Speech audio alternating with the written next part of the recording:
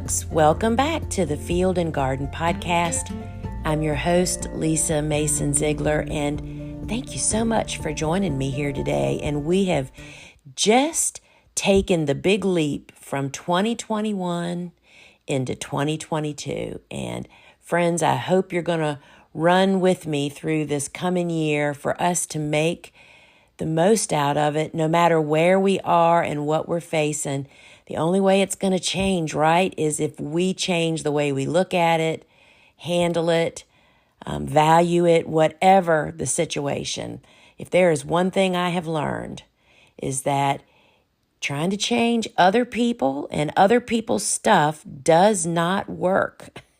You are the only one. And so here's to new ears, new eyes for 2022. And so today's topic, I thought, man, this is a great time of the year to share this, right? Are you trying to build a business, or are you building a business? And if you're in business, you should always then be in the business building mode, friends. Business cannot be stagnant. It'll really just fizzle out. And that just brought up a memory to me that I'm just going to have to go down the first rabbit hole and tell you. So talking about being stagnant and not embracing the new, the latest, the change, not all of it, but those things that are imminent, right? So for those of you that maybe don't follow along with me, aren't aware of, I guess it's been, this is 2022. I can hardly believe this. In September of 2020, we moved what was considered our warehouse off of the farm. You know, my farm's in the middle of the city, although I do have 3 acres. We had a big building, a very nice building that my flower production business shared with our online garden store. Well, we started growing like crazy in 2020 and knew we had to move out. So I actually bought a building that's just 4 miles from our farm. It's a wonderful situation. Anyway, what I wanted to share was the business that we bought it from literally went out of business after being in business for like 13 or 14 years, because are you ready for this? And he went out of business like 5 years ago because he didn't want to have to do business on the internet. So he didn't embrace online. Not necessarily online sales, which he could have done also, but he didn't embrace it. And he literally lost everything, y'all. So embracing new steps is a part of business, and if you don't embrace it, it will embrace you and take you away. As I saw firsthand with this business that owned where we are previously. And so that doesn't have to happen to you. So the name of this episode is Building a Business. Don't fall for it. And friends, I'm saying this because we are entering into temptation season for this problem. January and February, if you're in the States anyway, this is the dead of winter for most of us, when we can get into the most trouble. And what is that most troublesome problem? In my opinion, after listening to sad stories, listening to people bellyache, listening to people complain, and personally experiencing this. Friends, it is overspending. It is such a common struggle for many of us.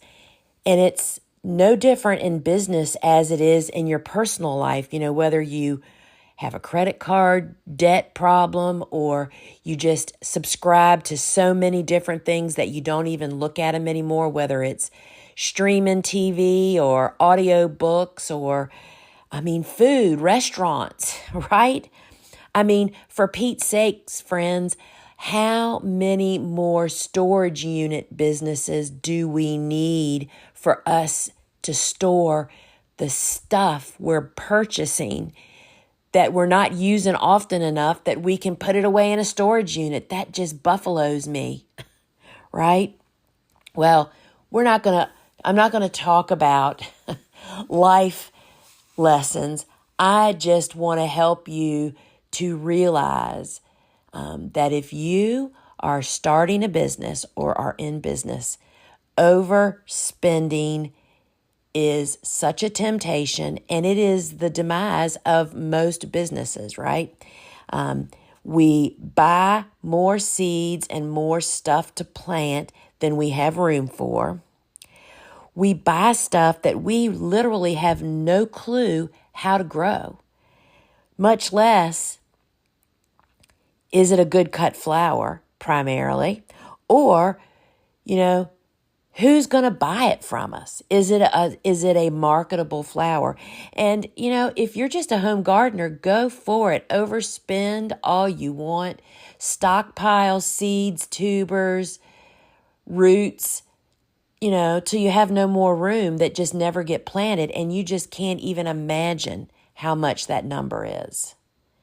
If you're a home gardener, you need to go for it. But if you're trying to start a business, I'm here to say that the end to many businesses the businesses don't even get started before they end, because people have overspent so much that they couldn't possibly generate a profit within a reasonable amount of time.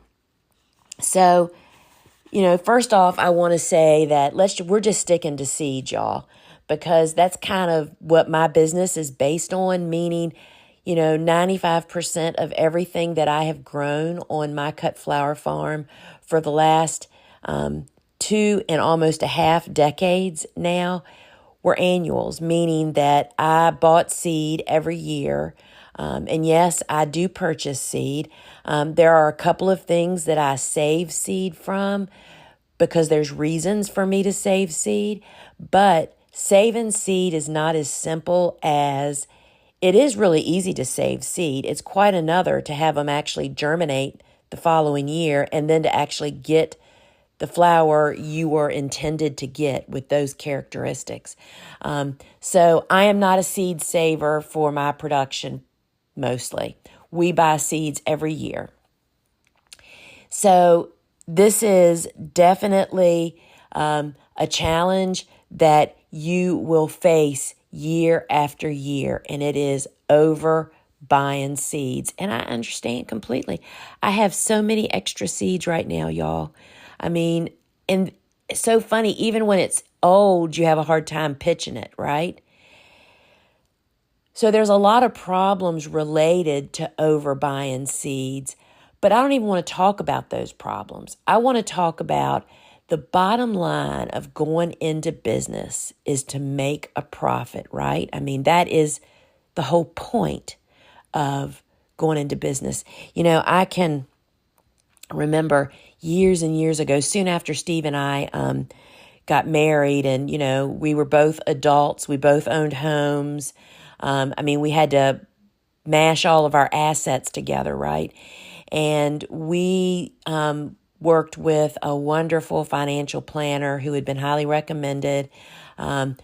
He had his values in line with ours of where we wanted to invest money. And that's kind of like right when I was starting the gardener's workshop, or actually the flower farm. It was called something else back then.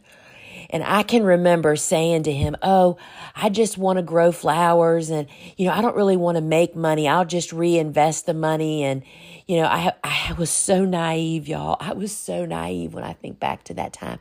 And I can remember Art, his name was Art, listening to me babble and run on and ramble, And he looked across the table and he said, Lisa, what is the point in going into business if you're not going to make money? I mean, you can just be a gardener on steroids and do what you're talking about doing. Why would you go to all the trouble and all the work to become a business? Not to mention, then you have to get insurance because you're risking your home, the liability of all of that. I mean, he just gave me a wake-up call squared. So the point of going into business, y'all, is to make money. Now, you can do anything you want with that money. You can donate it. You can pay down your mortgage. You can pad your retirement. You can have a family vacation, or you can be putting bread on your table. Whatever the point is, the point of going into business is to make a profit. And if you continue to overspend, as many do in all areas of their life, that is the demise of your business. Because here's the thing, when you're a seed grower, not a seed grower, a grower from seed, as I have been for all these years, you have to face this temptation every single year. And I tend to not constantly buy seeds. I mean, we typically do a big buy-in, this time of the year. I'd make my plan, buy my seeds. And now during this time of so many shortages, I tend to do it like almost a year in advance, right? So the seeds that we'll be starting these next few weeks and months were purchased long ago. But that's another conversation.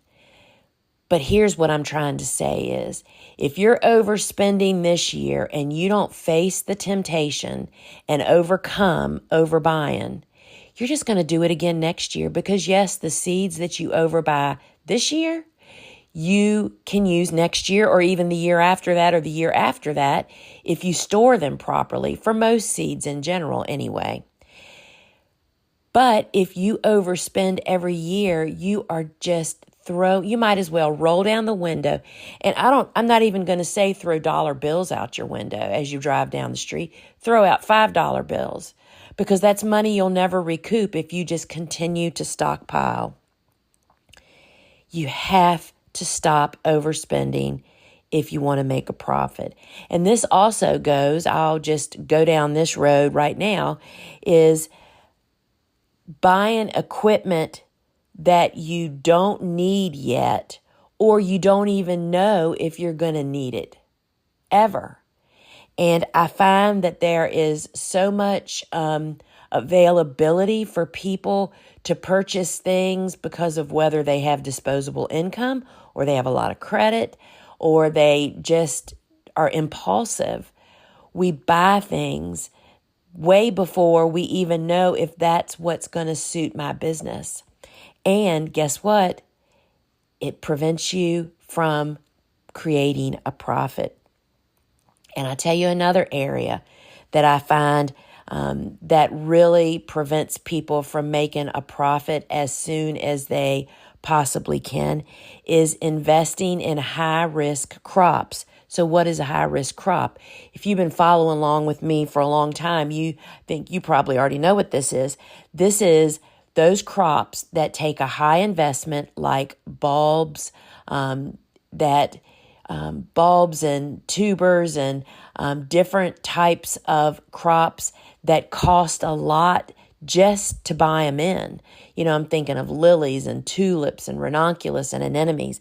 And there's nothing wrong with growing them, y'all, once you know what you're doing. Once you got some experience under your belt and you know how to farm, you know how to grow those crops, or at least you have a great support system to go to. You know how to grow them, and better yet, you have a list of customers to sell them to. Nothing is sadder than the people that buy in lots of a crop. Let's just use for an example. I've heard so many people reference this. Jenny Love and Dave Dowling speak of this, of people growing tulips, which can famously come in so much earlier than you ever expected them to. You have no cooler, perhaps, to hold them in. You don't really have a customer base because, you're selling at farmers markets and it doesn't even open for weeks from when your tulips are growing. I mean, these are real live stories. Guess what? People lose thousands of dollars over this kind of misstep. When you are first jumping into growing a business, you have to make decisions based on a little bit of information that you know that you have the best chance to make it around the bend. And you will never make it around the bend if you overspend. And I am not saying that you don't need equipment. I'm not saying that you shouldn't grow tulips, lilies, ranunculus, and anemones, and a whole host of other stuff.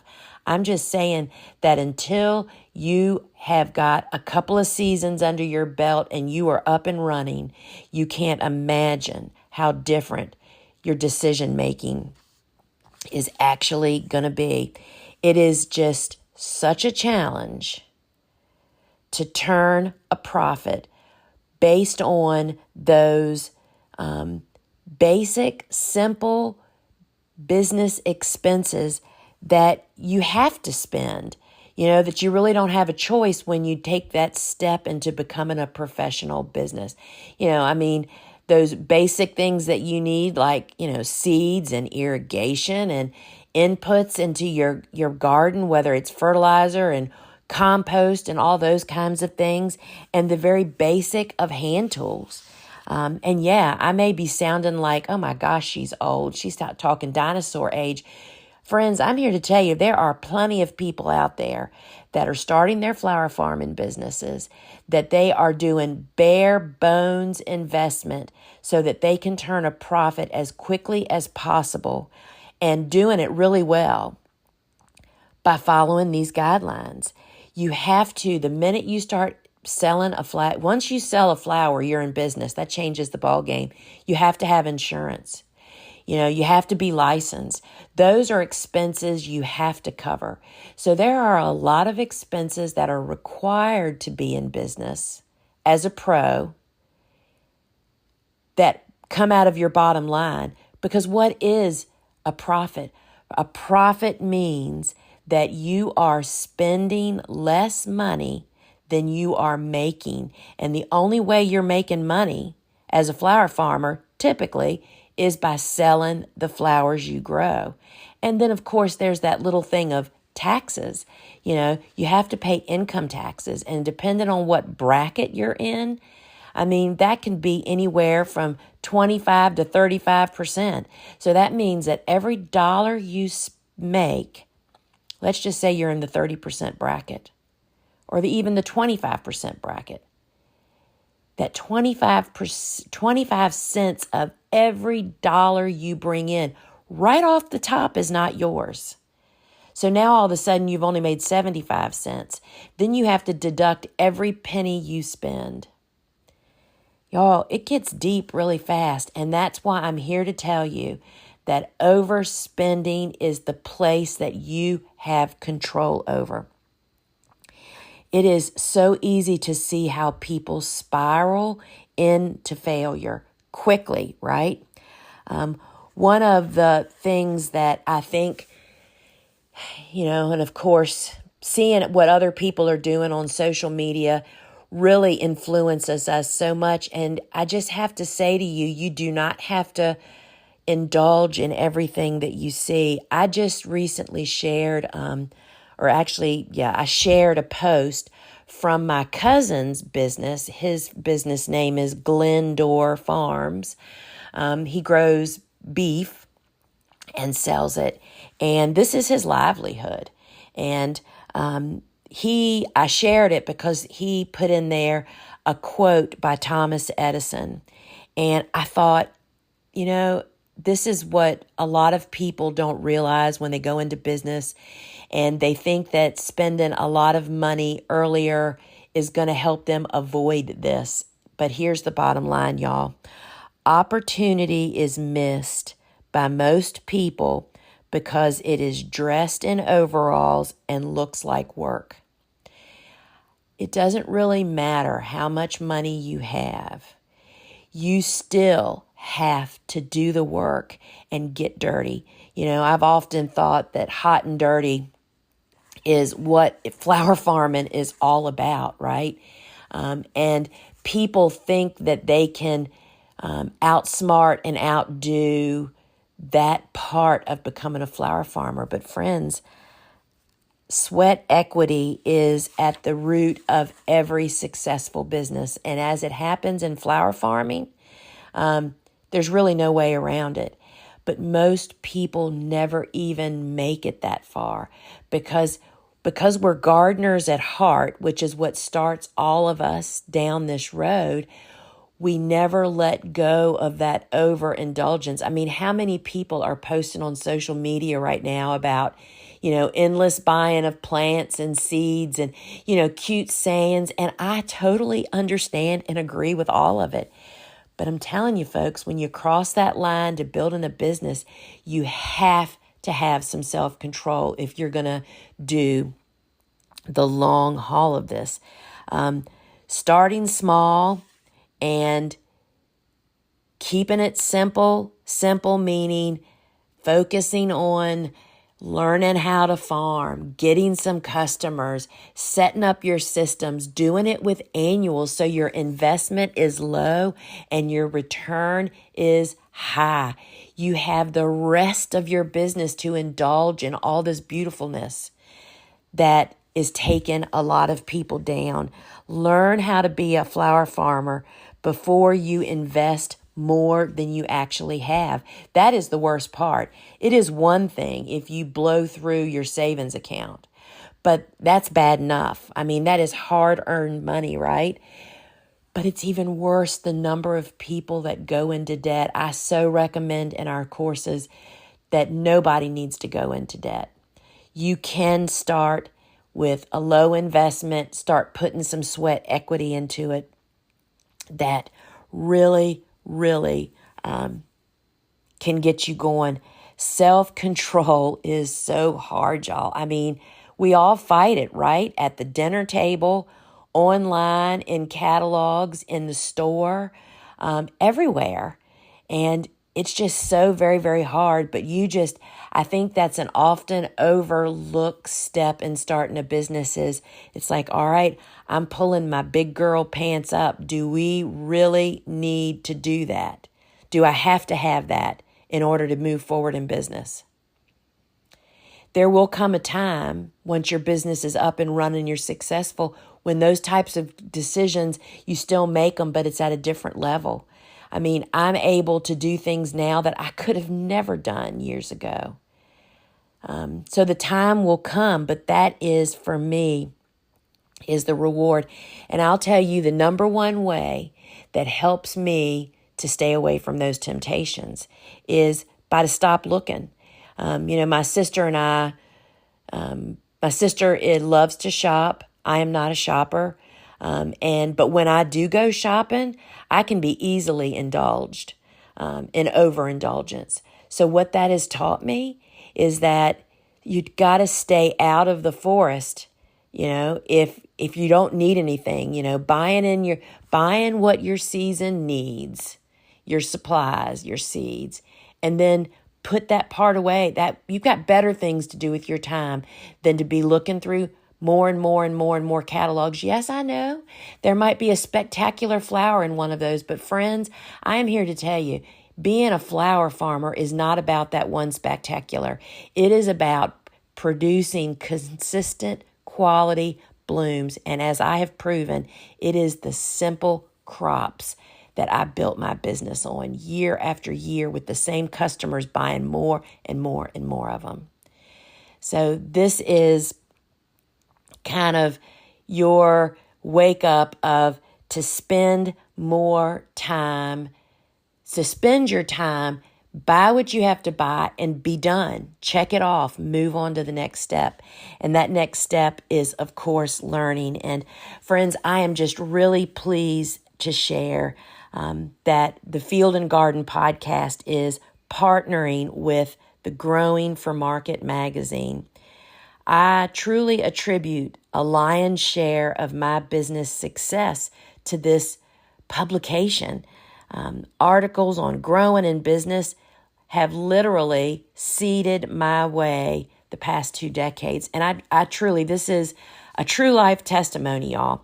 For 31 years, Growing for Market magazine has been publishing practical ideas and information that direct market flower and vegetable growers, just like me. They have articles that are written by farmers that are doing it, and they know what they're doing.